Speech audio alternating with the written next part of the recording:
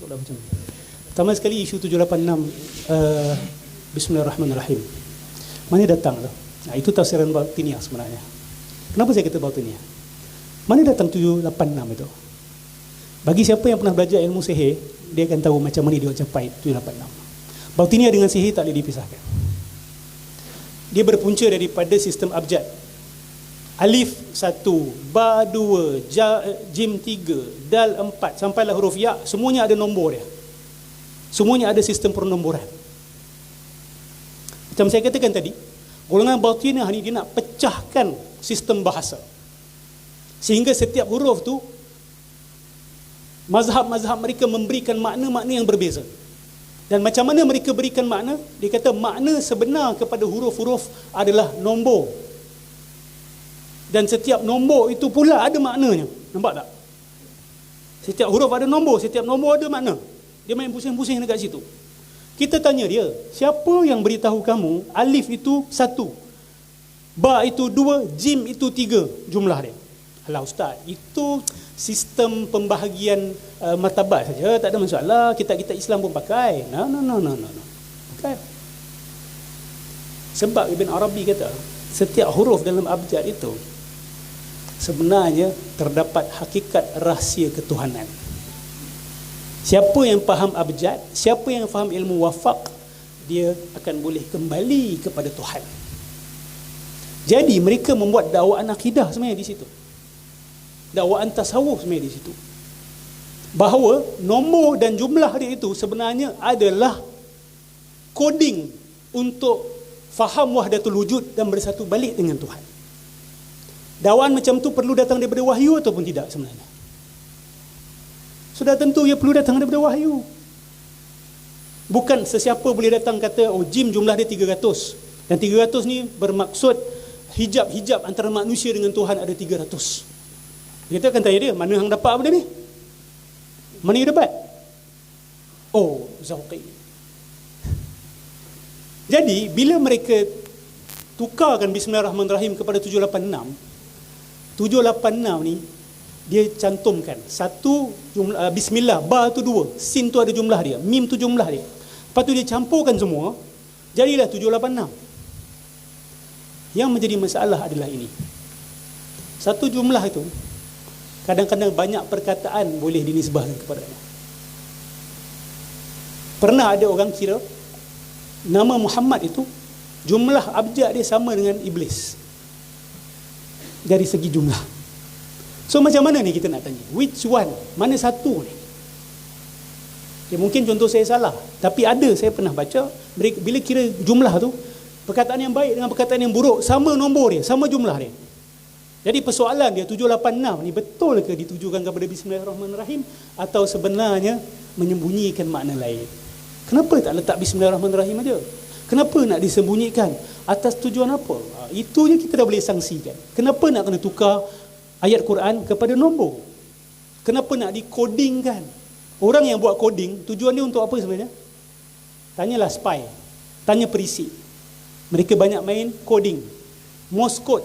Sebab apa? Nak menyembunyikan hakikat message daripada orang awam. Betul tak? Itulah sebab orang buat coding, nak sembunyikan sesuatu. Sebab tu dalam wafak kita akan jumpa nombor-nombor. Sebab dia nak menyembunyikan sebahagiannya nama-nama iblis di dalam itu. Dia akan buat magic square, wafak 9 kotak, 3 kali 3. Orang panggil itu Musallas al-Ghazali. Bukan. Imam Ghazali tak pernah tulis kitab wafak. Itu penisbahan palsu kepada Imam Ghazali. Dengan yakin saya katakan perkara itu. Dengan yakin 100% penisbahan kitab wafak kepada Imam Ghazali palsu. Dia orang kata itu Musallas Ghazali. Bukan.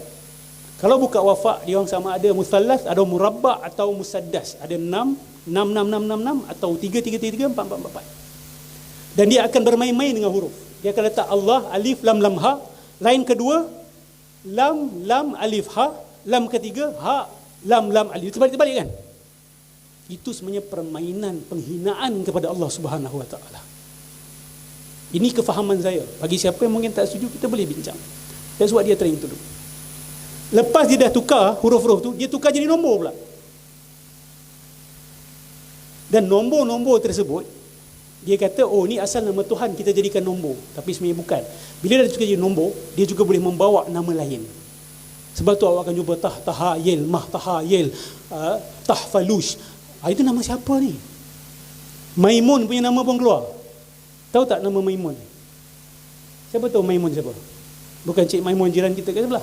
Maimun ni sebenarnya adalah nama setan besar yang dikenali oleh semua tukang sihir sedunia. Bukalah kitab-kitab sihir orang putih. Bukalah kitab-kitab sihir Arab. Bukalah kitab-kitab sihir Afrika. Ada nama Maimun ni. Siapa nama Maimun, tukarlah. Memon. Dia panggil Memon dalam masa lain. Dan bila cek kadang-kadang dalam wafak yang didakwa Islamik, ada Bismillahirrahmanirrahim, ada selawat, tiba-tiba ada Maimun dekat dalam tu. Bila tanya siapa Maimun ni, oh nama malaikat. Mana kamu dapat nama malaikat? Jangan main-main. Oh syekh saya kata, guru saya kata. Ini masalah ada. Tanya tak guru nama siapa ni? Oh tak, dia wali Allah. Kenapa nak tanya dia? Silat-silat dia pun tak tanya guru dia. Saya jumpa imam-imam masjid yang amal benda-benda macam ni. Bila saya tanya mereka, mana datang ni? Apa maksud satu dekat sini? Apa maksud ba dekat sini? Oh saya ikut je, ni guru saya ajar. Tapi jadi imam kat masjid. La haula wala quwwata illa billah. Sebab apa? Akal shut down, kunci akal. Ilmu wafak adalah ilmu sihir. Ilmu abjad berasal dari ilmu sihir. Saya cabar, tanyalah mana-mana tukang sihir, di mana-mana pun. Belajar abjad tak? Dia akan belajar abjad. Abjad adalah sebahagian ilmu sihir, dan abjad berkait rapat dengan ilmu falak. Dia bukan ilmu falak, dia ilmu tanjim sebenarnya. Ilmu astrologi, bukan astronomi. Astrologi yang Nabi haramkan. Man iqtabasa syu'batan minan nujumi faqad iqtabasa syu'batan minas sihir, Nabi kata. Siapa yang ambil sebahagian dari ilmu astrologi, perbintangan, bukan falak. Siapa ambil sebahagian, dia telah ambil sebahagian dari sihir. Ini Nabi kata, hadisun sahih. Ibn Abbas pula kata, ada orang tanya dia, apa pandangan kau tentang abjad ni? Ibn Abbas kata apa? Orang-orang yang menulis abjad dan melihat ke bintang-bintang, ara annahum qaumun la khalaqa lahum.